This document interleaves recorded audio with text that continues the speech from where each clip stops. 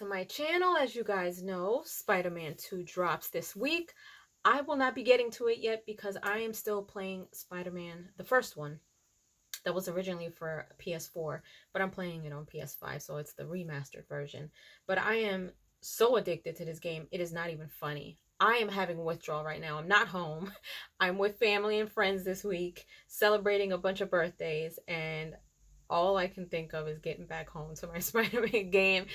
I have not gotten this excited over a game since, I think, God of War.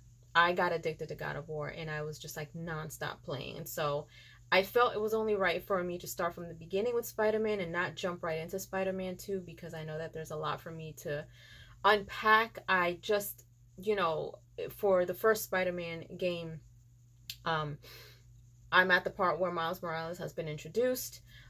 So of course that is kind of gonna go in with Spider-Man 2 as they're gonna be working together.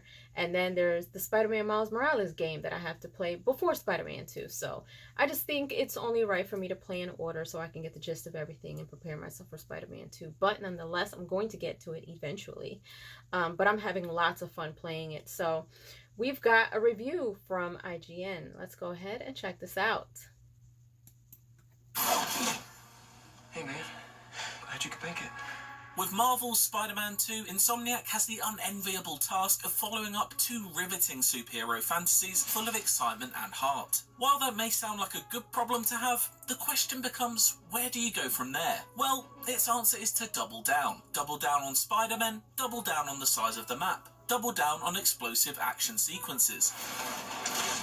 In doing so, the studio has crafted another consistently exciting rollercoaster ride and the best story of the series yet. But stand the original alongside the sequel in other ways, and it can look a bit like two Spider-Man games pointing at each other. The excellent combat hasn't gotten old, but it is largely the same fun as before. And despite that larger map, most of the open world activities found within it are in desperate need of evolution. The result is a blockbuster in the most modern sense of the word, undeniably thrilling for long stretches, but by the numbers for others. Woo! Oh, that was cool. Despite a couple of new tricks up its sleeve, Spider-Man 2's combat is very familiar. It doesn't have that new suit smell anymore, but it still feels incredibly comfy to slip back into. The rhythm of precision dodges, the new perfect parries, so you're not only swerving and striking now, and acrobatic finishes are hugely satisfying, as is chasing high-hit combos to keep the fight as stylish as possible. Damn. The movement is smooth and the hits are crunching, like some sort of peanut butter hybrid that every one of your foes is allergic to. Power and elegance are brought together in a brick-to-the-face ballet as enemies are thrown around like dolls, juggled in the air, slammed across concrete floors, and slung into each other like body-armoured bowling pins. But, naturally, never killed. Every bone in their body may be broken and every organ punctured, but of course, they'll somehow live to commit crimes again. Overall, there's slightly less emphasis on stealth encounters this time around than in either Spider-Man or Miles Morales. As someone who found the stealth action of the previous games a little simplistic and routine, this new, louder approach is welcome. Naturally, there are story missions where Miles or Pete have to slink across ceilings and take out thugs who never look up, but Spider-Man 2 is much more eager for you to get into the action, with many abilities designed to let you group up enemies and then deal big damage to all of them at once, rather than spreading them out to pit them off one by one. But once Parker dons the symbiote suit already shown off in trailers, the gooey, angry powers that come with it make a big impact, adding more of a brawler nature to fights and giving Peter a set of tools to match Miles' satisfying electric abilities. One area that Insomniac has made improvements in is that Spider-Man 2 offers significantly more in the way of enemy variety, so you'll no longer be battering the same 5 balaclava bullies with baseball bats. Certain enemies are weak to different types of abilities, such as electric or symbiote attacks, which also adds an enjoyable extra wrinkle to fights. It's by no means revolutionary stuff, but a welcome added level of complexity that makes you consider which powers, or even which Spider-Man, are best for the job. That's not to say there aren't benefits to taking a sneaky route though. There are many perch takedown possibilities offered, and new toys to play with too, such as the web line, which allows you to create your own high wires over your enemies to prey on them from above. It's a fun tool that allows you to reshape the tightly designed arenas into a battlefield more in your favour, and in doing so, redecorate the room with web-wrapped people pinatas. On the topic of covert ops, the playable MJ sequences from the original return, and while they are more involved this time around and serve the story well, they never add up to more than simple stealth missions or splashes of basic third-person shooting. She's certainly not sidelined, but it does feel like a little more could have been done to make her gameplay sections a bit more exciting. Combat aside, our Spider-Men can now move around their friendly neighbourhoods in more stylish ways than ever. The new web wings are undoubtedly a standout. I love that. Like Batman I can't before wait to him, use Spider-Man that. can now glide and soar with ease through the city. And web swinging is as gratifying as you remember, and still one of the best ways to get around any open world.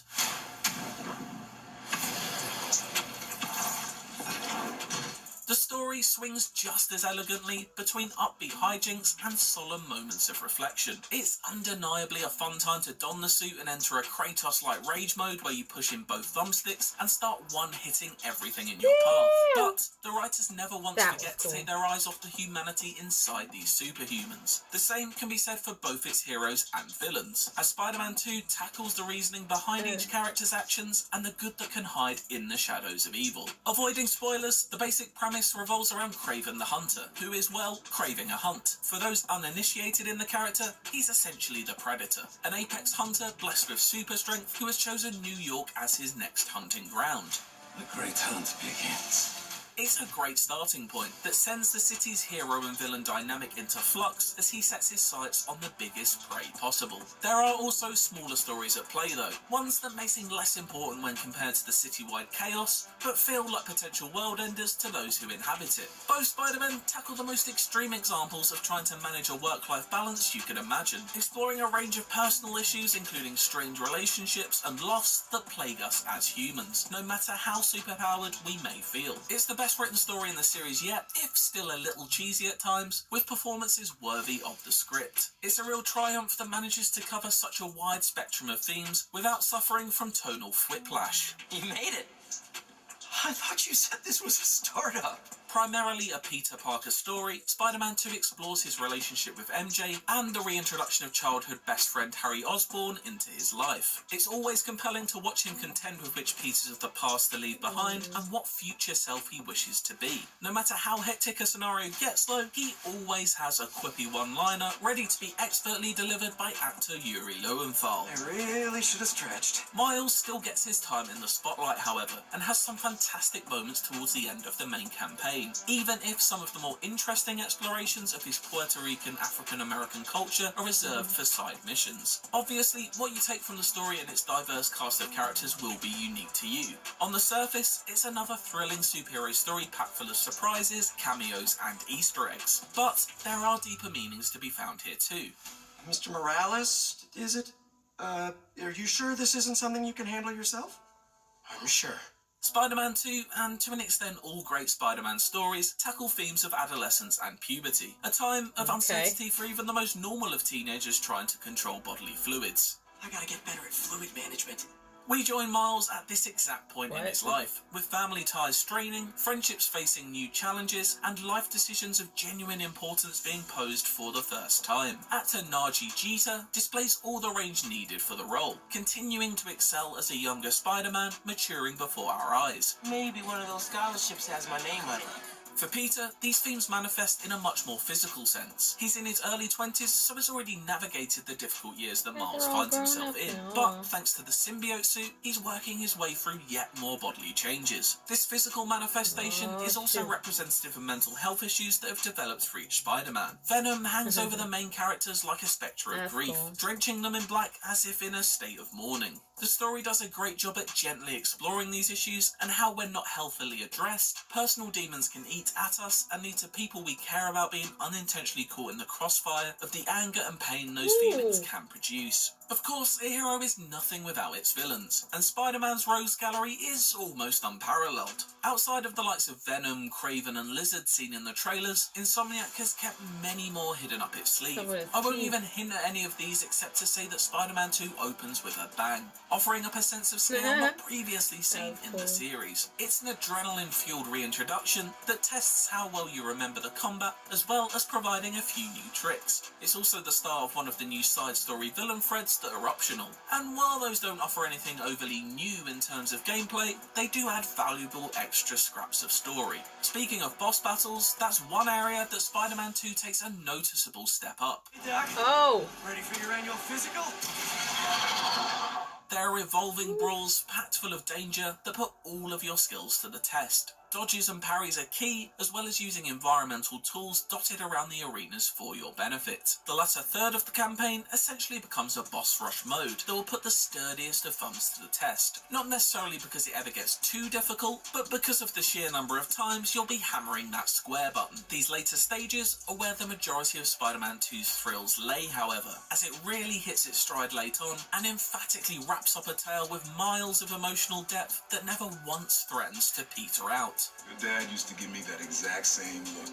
Despite what loftier ambitions the roughly 18-hour story may have, this is still unapologetically an old-school approach to open-world game design, and nowhere is this displayed more clearly than in its optional quests. To their credit, the way you can highlight side objectives by pressing the right stick is a welcome upgrade over mere icons on a map. This isn't a world that beckons exploration or discovery necessarily, but it is a step in the right direction toward creating greater immersion and mercifully less time spent looking at the map screen. That being said, I can't help but have hoped for a few more flashes of Gotham City to make their way into New York. Something like the spontaneous shock of Man-Bat jumping at you out of nowhere went a long way to making Rocksteady's superhero open world feel more reactive than what we get here. When you consider the evolution of open world game design that the Arkham series took over the course of the trilogy, it's a bit disappointing to see Insomniac series stuck in time when it comes to its side content and the way it presents itself to you. Standard open world filler activities are here aplenty, and that's one area where Spider-Man 2 hasn't moved with the times or shown much ambition at all. Collectibles, photo opportunities and rather basic street crimes are still here, and despite having a few slightly more interesting quirks this time around, they only very occasionally excite. Granted, the additional enemy variety in play makes these activities take a little longer to get old than they did in the past, but this still isn't quite a strong enough twist to make prioritising photographing these jabronis over saving a house full of people from a raging fire not seem ridiculous. Guys, can we take this outside? There are exceptions to the rule, however. There are a couple of more involved quest lines that are much more nourishing, almost to the point of being a series of mini main plot missions. My favourite was the Flame questline, which begins with simply helping out the fire brigade, but quickly spins a layered and mysterious web. It's full of twists, turns and surprises, like a great short comic book run that separates itself from the rest of Spider-Man 2's optional time trials and simple puzzle minigames. All of this contributes to fighting back against crime in each district of New York, a city now twice the size of what we've seen before. There are 14 unique districts, each with its own set of objectives to complete before you can unlock fast travel to that part of the map. Not making fast travel readily available is smart, and truthfully, I barely used it anyway, as swinging and gliding around the city is so much more fun. Gliding is especially great for crossing long distances thanks to the numerous wind tunnels that carve their way through New York's seamlessly endless grid of streets, flanked by Art Deco architecture and modern mirror-like skyscrapers. Of course, if you're going to be catching a reflection in that glass so often, you'll want to look your best. Looking fresh. Thanks.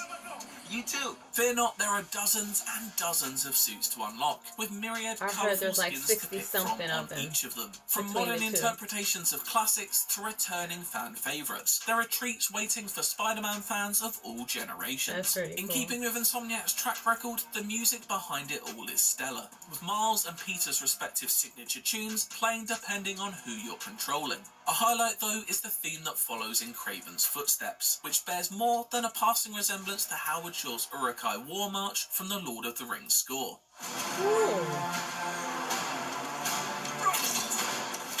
It soundtracks a world that looks stunning, even when played in performance mode at a very stable 60 FPS, as I did for almost all of my playthrough. In fact, Spider-Man 2 is a technical marvel as a whole. I can't say I noticed one drop frame in my dozens of hours of playing. This allows Spider-Man 2 to shine in its most jaw-dropping moments, of which the story offers many. As explosive action, sparkling electrical effects, and fittingly slimy symbiote gloop fill the screen. So, what do you think? As a sequel in a spectacular series, Marvel's Spider-Man 2 is both blessed and cursed. Its story of two Spider-Men is a great time and a Spidey fan's dream to play through as comic book pages are brought to life, elegantly walking the tightrope between light humour and heavier themes. Meanwhile, Insomniac refines a successful formula of combat and web swinging without revolutionising either in major ways, making them comfy and familiar with just enough new tweaks and abilities to elevate them to fun new heights. Damn. The part that feels like it actually needed a radical rethinking is the open world of New York City, which has been made bigger, but not better, with an exhausting checklist of mostly repetitive side activities. But it's safe to call this another thrilling Spider-Man adventure that delivers Insomniac's best tale yet. And despite its open world falling short, it is a reliably fun superhero power trip. And you know what? Screw it. It really did make me feel like Spider-Man 2. Okay. For more open world game reviews, why not check out our review of Cyberpunk 2077 Phantom Liberty or Assassin's Creed Mirage? And for everything else Spider-Man 2, stick with IGN. That didn't work.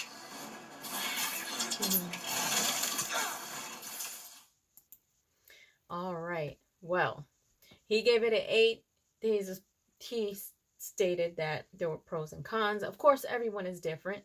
There are people who are probably going to absolutely enjoy open world. I like open world, but I also like what I'm experiencing with the first Spider-Man. I will say, like, at this point, I know that I'm not too far in to probably say this, but when it comes to MJ's playthroughs, it's okay. At this point, I feel like I don't need it. I don't really dislike it, but I feel like she's kind of just like a sideline thing to do. I don't know how important her role in playing as her is supposed to be, like, as far as it being a big thing or not. But clearly there's some playthroughs with her in this game as well. I don't like the fact that when I get into the water, I can't do anything. I just have to kind of jump up. So having those wings with the Spider-Man 2 and being able to glide over water is going to be really nice. Also, the wind tunnels are going to be pretty cool. So I personally really love Spider-Man right now. So I definitely want to make sure that I am doing what I can to learn as much as I can so I can experience everything that Spider-Man 2 has to offer. I'm definitely addicted to it, so I can't wait to go back home and play it. I want to finish it. I want to get to Miles Morales so I can get to Spider-Man 2. I think it's going to be really, really cool. But as always, we've got to play it ourselves to get a really full experience with it. But anyway, I know a lot of you guys are excited for it. Leave your comments down below. Let me know what you guys think of IGN's review, my reaction to it, and whether or not you think that it's going to be a really big hit. And if you enjoyed the franchise so far. And if you haven't done so, please subscribe to my channel, hit like, share, and don't forget to hit the notification bell so you guys can get notified whenever I pop up on your feed. I'll see you guys later. Toodles!